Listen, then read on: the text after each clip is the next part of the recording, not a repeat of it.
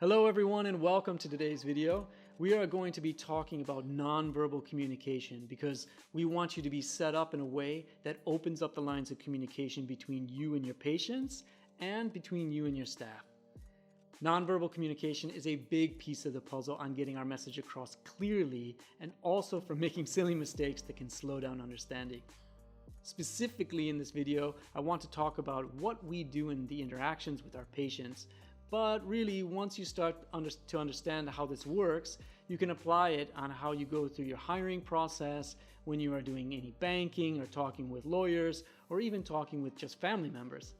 Nonverbal communication happens all the time, so once we start to open this door, then we really start to see how the rest of the world interacts with us each day. So that's what the video is going to be about. I want to break down some interactions that we have in the practice and show you some examples of what to do and how it all works.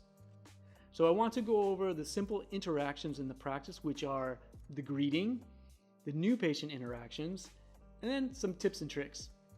I also want to give you one trick on what you can do to simplify the whole process. Okay, let's get into it.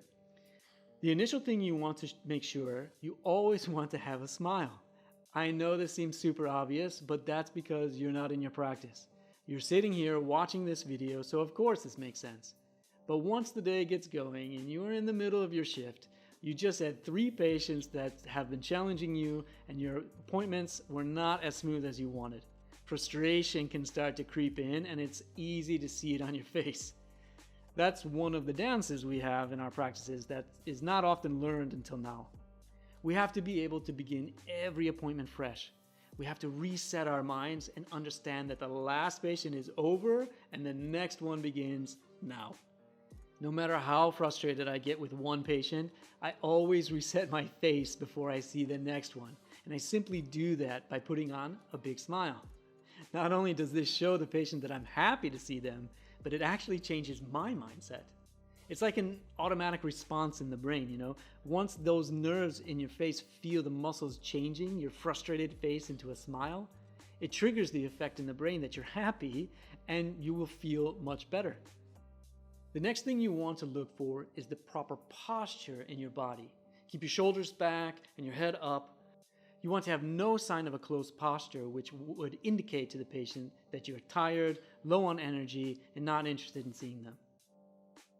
Let's go into the history, okay? The patients will be sharing their history with you, and that will include things that make them uncomfortable physically and mentally. It is important to be sitting with an open posture while you're listening to their problems because this shows that you're interested. Simply sitting towards the edge of your seat can shift the brain in the patient where it lets them know that you are super interested in what they have to share with you. You want to make eye contact and you want to make sure that you take a little notes down as they're sharing these things with you. At this time in the conversation, it's good to shift your facial expression into one of interest and not just have this permanent smile stuck on your face. It's a little strange when someone is sharing their problems with you and you are smiling as if you're enjoying their pain. As you take these little notes on the side, it communicates to them that you're actively listening and you are engaging in finding a solution to their problem. So you need to set things up in a way where they feel completely free to share things with you. Next up is where you will explain your service. Once they're done sharing their history with you and you have the information that you need, it will be time for you to share how you can help them. At this time, it's good to set your paperwork to the side or physically move it out of the way so that way it's changing the mindset of the patient. They are shifting from their role in the conversation and now you are going to be leading. By simply moving their problems that you wrote down on the intake form to the side, it shows that you're done with that part of the conversation and now you're moving on to something else. It's a good idea to use hand gestures when explaining things because it stays more interactive with the patient and it always keeps your body loose and not so tensed up. But don't think about this too much because we don't need you to be flapping your hands around and clearly overdoing it. It just looks silly and a little bit weird. Now, I want to share with you one technique to get started and it's called mirroring. Mirroring is a technique that you can use which basically states that when you are postured in the same way as your patient, they automatically feel more connected to you. So what that means is that if they're sitting back in their chair, then you can sit back in your chair. If they're crossing their arms, then it's okay for you to cross your arms. And the same goes with the facial expressions. You can also mirror the tone of the voice. When your patient is talking in a low voice, you don't want to be super dominant and loud when talking to them. You also want to have a softer tone in your voice, as long as you are still keeping it confident. By doing this, you simply are connecting with them without much effort.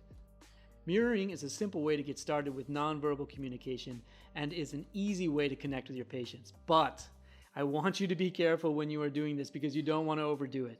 If every time the patient moves, you move, it comes across as weird and distracting, so be mindful not to overdo the mirroring technique. Well, that's it for this video. Test this out on your friends and your family. See what works best for you. And as always, if you have any questions, please let us know.